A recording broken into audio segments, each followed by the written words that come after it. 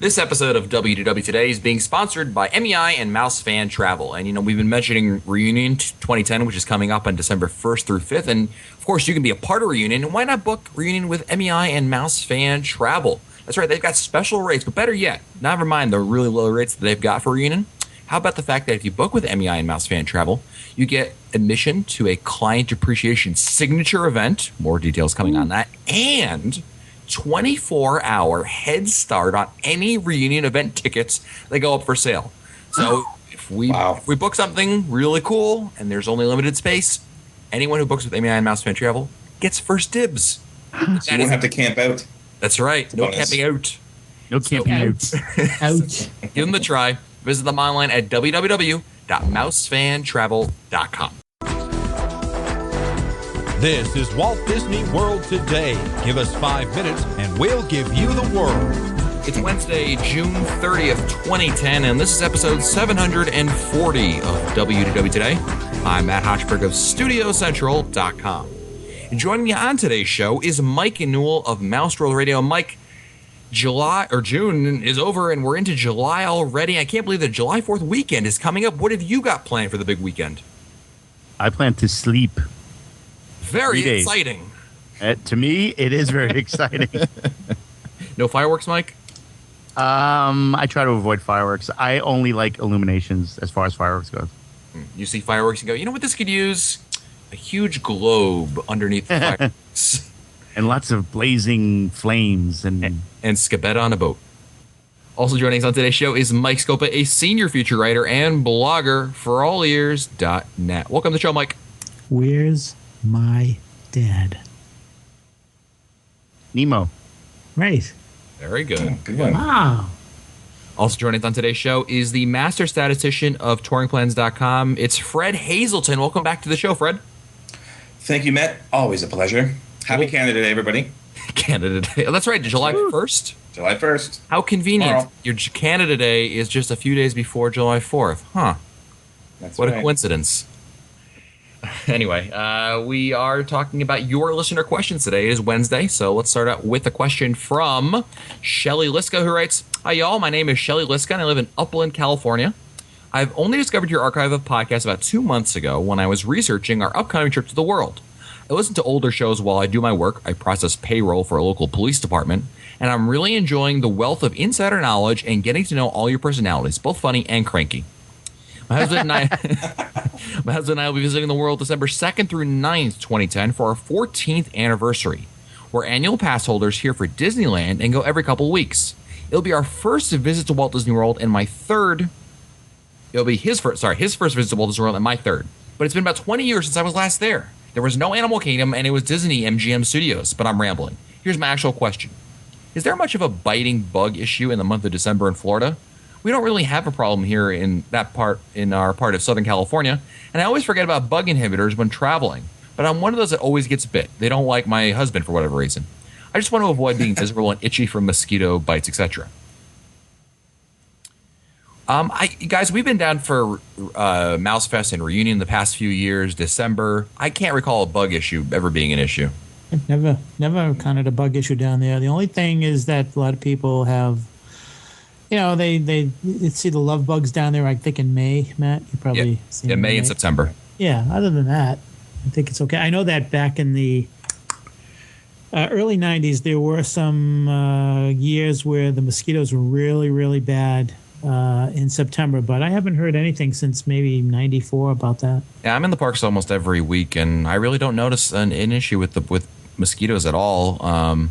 I think the only time I can ever remember there being a bug issue, and Newell, you're going to remember this, we were doing a live show from Old Key West. Oh, my goodness. And we were broadcasting from the balcony, and I guess we were by a lake or something, or a little pond. We had a water view, and it was it was a pond in between, I think, the golf course and the section of buildings that we were in. And, it was fine when we started. And I think about an hour in, we actually had to pick everything up and go inside. It was that bad. Yeah, it was. They weren't even biting bugs that I can recall. They were just those bugs that just, came around and hovered over lights. So, right, but they were quite annoying. They were quite annoying. But that was the only time I can ever remember there being an issue with that. Those are DVC bugs. That's what they're called. Yes, we pay extra for those. That's in your dues. Yes. Next email is from Anna Tinsman, who writes, "Hi, WDW Today crew. I just thought you might like to know where Lucky the Dinosaur is located. You guys remember last week or so we were talking about the 50th anniversary and we didn't know where Lucky was. And he says, Lucky is currently at Imagineering in Glendale, California.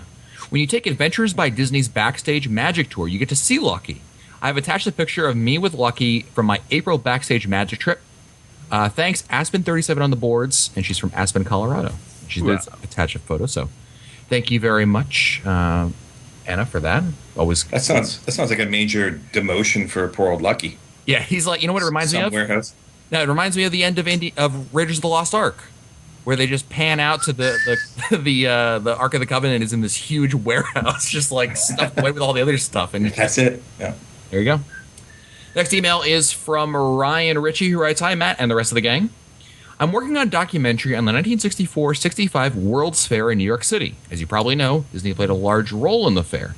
So we've been getting some great stories from Imagineers for the movie, and I started posting some of the excerpts on our website, www.worldsfairmovie.com. The first two are from Imagineers Raleigh Crump and Bob Gurr.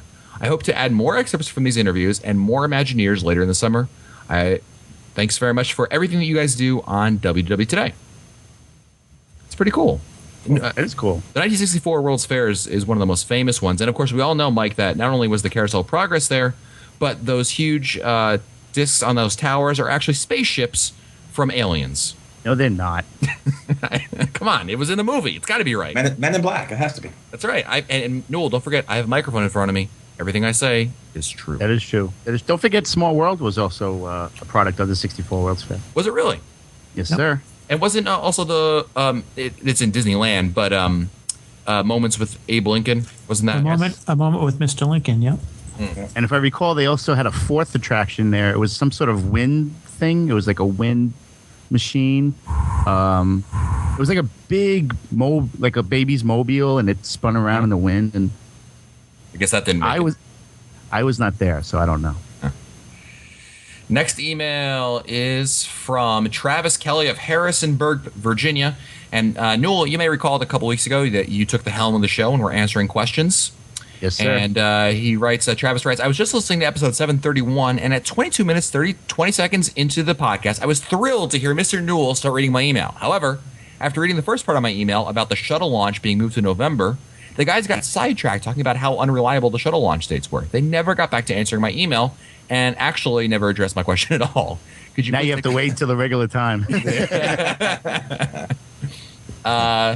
So let me get to the email. Man, it was a long email. No wonder you didn't answer it. We'll get to it next time.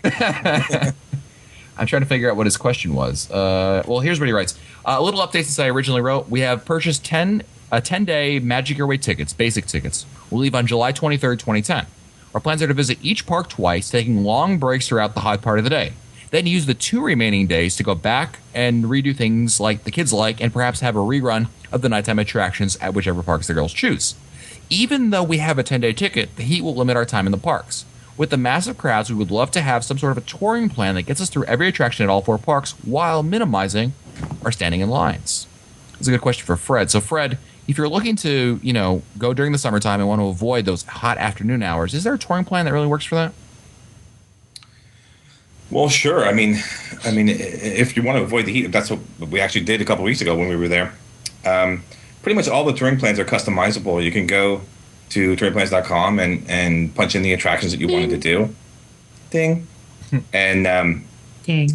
And make it as you wish. I mean, if you want to take the afternoon off, then do it. Well, I would certainly recommend taking the afternoon off rather than the morning. That's for sure. I know that for sure, Fred, that Magic Kingdom and Epcot both have a 2-day touring plan to them, right? Yeah, that's and that's an easy one to definitely do. Given what's on each day, I think it's pretty easy to hammer that out between certainly the morning and then whatever's left over. Just figure out the best times to go see it in the evening, right? Yeah, there's a couple of interesting kind of half-day touring plans. We get a lot of requests for people that want to do something on their day of arrival. Mm-hmm. So we have a couple touring plans that are like, you do an Epcot afternoon the first day that you arrive, and then you do an Epcot morning the next morning, or vice versa. You can split it up. Cool. Yeah, just go to the site and look under tools and touring plans. Should be able to find something for you. The Magic Kingdom and Epcot 2-day touring plans, those are in the unofficial guide, if I'm not mistaken. Yeah, we have they're both in the guide as well, but we have more specific ones on the site. Right. Ones for families and ones for adults, things like that. Okay. Next email is from Julie Dobson of Montersville, Pennsylvania, across the river from the Little League World Series. My first visit to the World was in 2008, and it took me 37 years to get there, and guess what? Yeah, that's right, I'm hooked. The first trip was way too short, only 3 days in the parks. We're returning to the World in December. Yes, parents taking son out of school and only had to refinance our house for the trip. But hey, it's for Disney. And we're going for 7 nights, and I'm absolutely thrilled. I think I am more excited than my husband, who has been there several times as a kid, and my 7-year-old son, who thinks that 39 days until we go is a lifetime. I'm trying to work through the unofficial guide Ding. and past episodes, so I apologize if this has been answered before. We did not get park passes for the day we arrived, but would like to visit Trails End for dinner and some of the other resorts to look at for Christmas decorations. Here's my concern. We're using Disney transportation, and my husband is worried that we may have to get off the bus at an entrance to a park and walk through the park to board somewhere else to get to Trails End, since we do not have park passes. Is that a problem? No, not at all. I mean, if you take the Take the bus to the TTC. Yeah. Oh no, not even. You take the bus to the Magic Kingdom. That's true. That's probably the better idea. You're right. Yeah, and then you can take there's a boat that goes right from, you don't have to go in the park. It's just when you get off the bus, you're going to walk like you're going to the park, but you're going to bear to your left, and you'll see the boat launches over there. And it's free, all included. And then you can take the boat over to Fort Wilderness, and it drops you off literally like a few steps from Trails End. It's closer than driving. Yeah. What's that? Yeah, it is. And it's actually it's a cool way to kind of start your vacation. You get a feel for the transportation, the different transportation options of the resort, and you're going to hear the entrance music of Magic Kingdom. Cool. Now, it could be cold in December, so you may want to be inside the boat. Yeah, that's a good point. That's not cold. Last year it was. Now, the boats that go to Fort Wilderness and Wilderness Lodge have that inside part, Mike, like you mentioned. The boats that go to Polynesian and Grand Floridian are those like open air boats. There's a lot smaller. And those, you're going to brave the elements if it is a cold night. Unless you're Fred, then you're just going to, shorts all the way. Shorts and tees. Thanks. Julie writes, love the podcast. Only one I listen to. A certain other one reminds me of my high school civics teacher, and that's just depressing. I can't believe she would talk that badly about Netcott. Like, poor Van. Yeah. Poor Van. Oof. Makes the day go. I'm kidding. Makes the day go by so much faster at work, but everyone thinks I am. But I'm nuts because I just start cracking up listening to you guys and gal. Thank you. Next email is from someone didn't put their name. Got to put your name and where you're from. I've typically been trying to book a resort for the first 10 days of December. This is typically a slow time with value rates. I would like Riverside, but the Disney reservation system, online and a live person, has been telling me the only rooms available are Kidani. Today, that changed to Saratoga and the cabins. No value, no moderate. Why would they not let me book the other resorts? They cannot be full then. My son is in the college program, and he can't get any better results either. Oh, isn't that Pop Warner week? Yeah, what are the dates? She didn't. It's the first 10 days of December. Yeah, first week. Yeah, that's Pop Warner time. Yeah, that explains it right there. Yeah.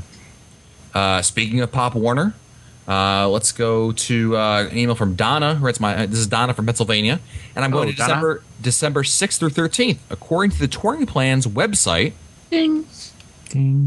crowds are mostly low, but I have 2 problems with those predictions. Not that I'm an expert. LOL. First, Pop Warner and Mickey's Very Merry Christmas parties are going on. So why are you guys predicting low crowds? Doesn't that affect attendance? I'm glad you asked that, Matt. And we happen to have an expert. Yes. Yes. It's the guy who yeah, it's interesting. I mean, the issue here is that Pop Warner and the parties bring a lot of people, but you have to remember that our crowd calendar defines crowds as in terms of wait times. Mm-hmm. So something like Pop Warner, which brings tons of people to the resort, what we don't see, at least we haven't seen historically, an increase in the wait times at the park because they're doing a lot of activities at Wide World of Sports and other places. So that's basically why you're going to find that if you're in the parks, the wait times are actually going to be quite low in that time of year. Whereas we get this a lot because people try to book rooms and there's no rooms left, so they figure, oh my God, it must be super crowded. But It just seems to be the resorts that are crowded, not so much the parks. Interesting. Thank you, Fred. You're welcome. Next email is from Steph from Maryland, who writes, "My name is Stephanie, and we are once a year Walt Disney World goers. We're a family of 5 with kids ages 3, 6, and 7. Here's my quick question. The last couple trips, one early December and the other end of September, I was frustrated with my ADRs and had to settle for many that were on the wrong day or time. I stayed flexible and still had fabulous times. But if I use one of the travel agents, do they get any perks, quote unquote, for getting a reservation? Do they have a better chance at that 8 a.m. reservation at Crystal Palace the first day of my vacation than I do from the phone while pacing my kitchen? I will always have to back end my vacation with other favorites. It would appear the great minds think alike, and my favorites are the same as a few million other people out there. It would seem really tough if we were there for a short trip, and so the window of 180 day plus would be short the whole time. Are you with me? In the end, it's not the big deal. It just comes to planning, but hey, I need control. Well, go ahead, Mike. I was going to say, Matt, in general terms, if you're really, really, really, wanting to really, really want to, if you really want to eat at Le Cellier at 1 o'clock on a Thursday, and you think that a vacation planner has a better shot, by all means. But I think that one of the things that people have to realize is that if a vacation planner calls in and they are given an alternate time, then they have to spend time contacting you to see if that time is good. And whereas if you cut out the middleman, you might be able to take care of that right away. When she says, it's the wrong time and the wrong day, it's not. In some cases, you're lucky these days if you can get an ADR anywhere for a restaurant of your choosing. But getting back to the question, I think that the vacation planners know when to call. They know how to speak to the cast members on the other side. They may have an advantage, but in general terms, I'd give myself a sporting chance against any vacation planner to do that. Yeah, I don't think they have it. There's no special reservation system or not an allotment for them or anything. I mean, it's the same thing. But like Mike said, one advantage that vacation planners have is that because they know the system so well, they know a lot of the tricks in the system. Great trick for the system, and I think we told this on the show a couple of times. But if you're looking to make an ADR for 4 people and there's nothing available, ask for 6 people. If there's nothing available, ask for 8 people. And the reason why you should say, well, Matt, that's morally wrong because you're taking up, there's not. Here's the problem: the system, their dining system, is flawed. Because if you walk into a restaurant, if you go to Olive Garden and you say, we have a party of 4, and they have a table that holds 8 people, they're going to give you that table because you're here, you're there. You know what I mean? Disney, the system doesn't see it that way. They don't see a table for 8 as a table that can accommodate 4 people or 6 people. So you should feel free to use that tip as a means of trying to find a reservation for you. Next email is from another person who didn't put their name. Got to put where your name and from. Name and place. Matt, I think everyone that doesn't put their name and place, they should automatically be from Skagway, Alaska. Skagway, put that in there. There you go. I like that idea. That's great. Yeah. Great. It's Joe from Skagway. Joe from Skagway writes, I listen to your podcast while working out, so I'd like to first thank you for keeping me fit. I have a couple of short questions for our upcoming trip to Walt Disney World. We'll be staying at the Beach Club Resort. First, my husband and 17-year-old daughter are booked for the 745 tour around the world Segway tour at Epcot. I was told that they will not be allowed to use the International Gateway entrance at this time and will have to make their way to the front main entrance. How do we do that? Thinking that grabbing a taxi might be the easiest. I thought the entrance is open. You can just 745. That's the problem. Never mind. I take that back. Yeah, they're right. Be nobody there. Yeah. Probably. They won't be able to get in the book. It's a pretty easy cab ride, right? Just hop in a cab and it's like $8 or something. Yeah, the cab is going to be the best way if they don't have a car. I'm just surprised that they're not offering a different means of getting there because it's not like they want to go there and they can't. But cab is going to be the best thing to do. Just give yourself plenty of time.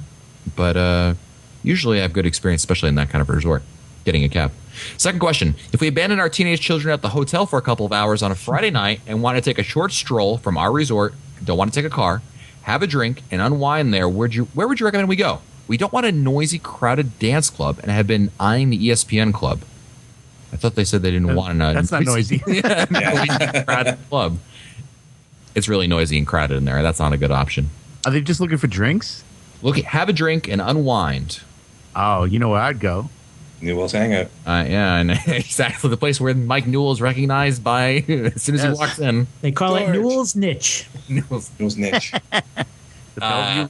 Mr. Newell, would you like to have the usual? Yeah, the Bellevue Lounge in the Boardwalk. Mike, tell them why you like the Boardwalk, the Bellevue Lounge, rather. Well, it's just everything that they're looking for. It's a nice place to go. It's quiet. It's Very quiet. it's a place where everyone knows your name. Well, they've got great service there, and the only time it's ever busy in there is usually like two things happen. One, there's a downpour, and everyone runs in there because they got no choice. Right. But B, the other time is when Epcot closes, Illuminations is over, and people start flooding back into the resort after the park is closed and they got nothing else to do. But that being said, it's a great place to go hang out for a drink. I would definitely. To clarify, it's on the ground floor, the main floor, over at the boardwalk. If you're coming in from the boardwalk itself, you have to go up that one flight, and it's to your left. Nice. As for Tim or Alan, tell them I said yo. Next email is from KevBot. KevBot. KevBot here, yes again. A while back, I wrote to tell you that a recent run of shows had been a little depressing. I figured that it was only right to chime in and balance things a little. This month's show, which of course are from October 2009, have been absolutely top-notch, witty, and snarky, and fun, and informative. What I like best about WDW Today is that you guys managed to work in history, banter, in-jokes, information, and staunch opinions, all without sacrificing your love or enjoyment of the magic of Disney.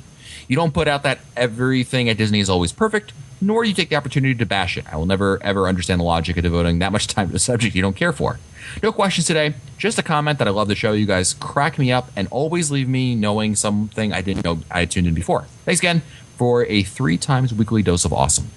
Matt, you read that question perfectly. Thank you, Mike. Well done, sir. And he's a perfect host. You know what we got to do now, Mike? What's that? We got to go we got to go much more negative. We're sliding too far positive, man. Bash away, people. We're shilling. We're shilling. Shilling, that's right. Bash away. Next email is from our favorite listener, Steve Medina of Miami, Florida. Okay. Whereas I just heard the October live show, and there was a discussion on what was the best route from South Florida to get to Walt Disney World. Where's Medina? Where is it when you need him? Asked Mr. Newell. Well, here I am. It's a raft from Cuba.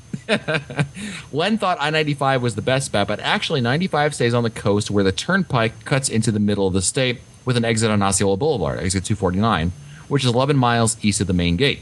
Another route is up US 27, which brings you up on this western side of Walt Disney World, but that is a highway that takes you through small town USA with lots of different traffic lights and local traffic. I-95 is only good if you're heading to the port for a cruise. Keeping in with the theme of episode 634, short or long visits, maybe you can do a Florida residence touring episode. I think visitors from the Hurricane State have a little different way of touring than most. Just a suggestion. Thanks, guys. Hurricane State. Thank you, Steve. Appreciate that. Who? Next email, you guys are so mean to him, is from Nicole. That's right. Nicole, who writes, I hope you're all doing well. I have a few questions about restaurants. I will be in the park next year for Christmas. Can't wait. I'm a vegetarian and have been one for about a year. What restaurants would you recommend for vegetarians? Also, are there restaurants that are good for both vegetarians and meat lovers? We will also be spending 2 days at Universal Studios, and I wanted to know if any recommendations for the parks there. I love listening to the podcast and can't wait to download the podcast on my iPhone. Keep up the good work. Well, for the vegetarian questions, actually, to Nicole, since none of us are vegetarians, I can actually refer you back to episode 643 and episode 362. And in episode 362, we talked about vegetarians at Walt Disney World. In episode 643, we talked about not only vegetarians, but vegan dining as well. So between those two episodes, I think you're going to find some good information. In both episodes, in either episode, we featured Michelle Scribner-McLean, who's a vegetarian, and Emily Westhoff, who is a vegan. So hopefully those two episodes will help you there. Now, Fred... Yeah, oh, sorry. would anything on the Disney food blog that might be able to help? That's a good option. Yeah, that's right. DisneyFoodBlog.com. AJ runs a Okay. great site there. I'm sure there's information on there. And we have something on allears.net, and I know Boma is at the top of all the vegetarians. lists. Yes. Yeah, Boma is like Jerusalem, Mecca, and the Vatican rolled into one for vegetarians. They love it over there. But it's also great for meat eaters too. That's what Exactly. I like about it. Yeah. I love Boma. Fred, what about Universal Studios? I mean, not to go into the whole episode here, but any tips that you might recommend? Get there early. Use a touring plan. Yeah, no, Or boring. That's Fred's the expert. Universal. Well, of course, Universal is very popular these days because of new Harry Potter Land, the Wizarding World of Harry Potter. So if you want to check out the Harry Potter, you got to get there early. I was there a couple of weeks ago, and it was literally a 5-hour wait to get into the thing. So wow. depending on when you're going, I don't know if they had their dates there or not, but you want to make sure that you get there at least an hour before park opens. The interesting thing, though, is that once you do that and kind of tour around, the rest of the park is pretty much wide open. So you can go back and kind of backtrack your way around. I'm talking about Islands of Adventure, by the way. But you can backtrack your way around and experience the attractions with very little waits. So. To Universal, I had gotten free tickets to it from that Super Bowl thing a couple of years ago, and I went there last year. And I got there early, right for park opening, just like you do at Disney. And over there, there's like nobody there. Well, at least there was. This is before Harry Potter, I should add. Yeah. But even so, it was dead over there until like maybe 11 a.m. because the culture over there is not like a Disney World where a lot of people do get there for park opening. It was just so. It is a very good tip to get there right for opening. Next email is from James from Independence, Missouri, who writes, "Greetings and salutations. Despite the fact that you wonderful people think a lot less of Disney Animal Kingdom than the rest of the free world does, I need you to put aside your misguided distaste for just a moment to help me with a question concerning Animal Kingdom and evening extra magic hours. Presumptions. The trip will be in mid-May of insert appropriate future year here, sometime after spring break and before schools are out for the summer. Animal Kingdom will be open from 9 a.m. to 5 p.m. and will have evening extra magic hours from 5 to 8. Make sense? Sounds good so far. Okay. Yep. Touring plan. Morning. When the animals are most active, enjoy the zoo-type exhibits, Kilimanjaro Safaris, Conservation Station, Pangani, Maharaja, and Discovery Trails, and the Oasis. Afternoon. When the park is most crowded, enjoy the standout shows, Lion King, Nemo, Tough to be a Bug. Break. When we are most sweaty, time for a swim. Evening. When magic hours are supposedly provided exclusivity, ride Everest, Dinosaur, Kali River Rapids, and if we must, Primeval Whirl. Question. Based on your experience, will the crowds during evening extra magic hours be overwhelming at the thrill rides, or will the park be virtually empty, thus allowing our group to re-ride with reckless abandon? Ooh, good question. It's not going to be empty during the extra magic hours, but it'll be somewhere in the middle. You're talking mid-May. It's not going to be super crowded, but it's not going to be empty. What happens in extra magic hour evenings is that people tend to delay the time they go to the park. They go they tend to sleep in, go midday, and then stay right on through. So you're looking at probably I would guess a 20 to 35 minute wait at Everest during the first hour of the extra magic hour evenings. But the thing is that if it happens to be an unusually crowded day, you've lost the chance to use FastPass. So what I would do is, in your morning touring, just grab a FastPass for Everest, and then you can use it in the evening when you come back. That's what I do. Sounds good to me. Writes, P.S. How much duct tape does it take to hold up a broken Yeti? And P.P.S. Is it true that one strategically placed tactical nuke, Chester and Hester's Dinorama, would finally receive the retheming it so richly deserves? That is true. That is very true. Very nice, James. All right, it's time for our last email today, and that means I'm going to give Mr. Newell 3 emails to choose from. One gets read today. The other 2 go back into the email queue to be answered later. Ready, Mike? Yes, sir. Your options are Ticketed by Mickey, Needed Scopa's Advice on Dignity, Ooh. Take My Fast Pass, Please. Mike, you up for it? Go ahead. That's the spirit. There you go, Mike. Last email's from Mia from Boston, Massachusetts. Who writes, I wanted to invite a family friend to join us on a trip to Walt Disney World. He's a later middle-aged guy who's in good physical shape, and I'm not worried about later middle aged. That's What the heck is that? upper middle aged. he's a later. Mature. He's a junior senior. He's a mature. He's a senior. He's a later middle-aged guy who's in good physical shape. I'm not worried about most of the rides being tough on him, but due to an old leg injury, he walks with a cane. Walking around the parks all day is just not going to happen for him, but I'm not sure what to do about it. Would renting a wheelchair be a good option for someone who doesn't technically need one? Also, he may see that suggestion as an assault on his dignity. What other options are out there for someone who just can't do much walking? We would certainly be staying at a monorail resort for maximum convenience, and it would make sit-down dining reservations a big part of the entertainment to keep things as relaxed as possible. I want to have a good idea to present to him before I suggest a trip. So why am I getting this question? I guess you know many people like that. I don't know. Well, I'm also running marathons and half marathons. Let's see. I think that first off, she would know, Mia would know this person better than us, so she would have a better idea as to what level of dignity is he looking for. I think that if she is concerned about the length of the day, and I think that that's something that she really needs to have a conversation with him. How long can he go? How long is too long? I think that's important. If you break up the day, I think that's going to work very well. If you're walking with a cane, then that to me is a sign and a flag right there that maybe a wheelchair is something that you need to seriously look into, because the cane is there for support, and because he needs that, and he may be in some pain towards the end of the day if he's using that cane. So two things. Number one, you need to talk to that person, and number two, my guess, I'm thinking that the wheelchair is going to be something that will be needed, and she has to make it clear to him exactly what they're getting themselves into, especially if he's never been down there before. He's not aware as to how much walking you're doing, especially if they're going into Epcot. That's the other thing, Matt. If they're doing the studios, they're doing the Magic Kingdom, there may not be that much of a need for the wheelchair as much as if you were in Epcot, when it's just a different sized theme park. And Animal Kingdom. Yeah. Good point, Mike. Very well. Well, that's going to do it for us today. I want to mention, of course, that this episode of WDW Today is being sponsored by MEI and Mouse Fan Travel. And, reunion is coming up. Why not book with MEI and Mouse Fan Travel? They got great rates for reunion. You got to check out some of the deals they have for there. It's going to be hard to beat those rates. But give them a try, see what they've got for you, and kind of compare what you come up with. And don't forget that, if you book with MEI and Mouse Fan Travel, you get free admission for 2 guests to a client's appreciation signature event, as well as 24-hour head start on any reunion event tickets that go up for sale. So that alone, to me, sounds like a good reason to book.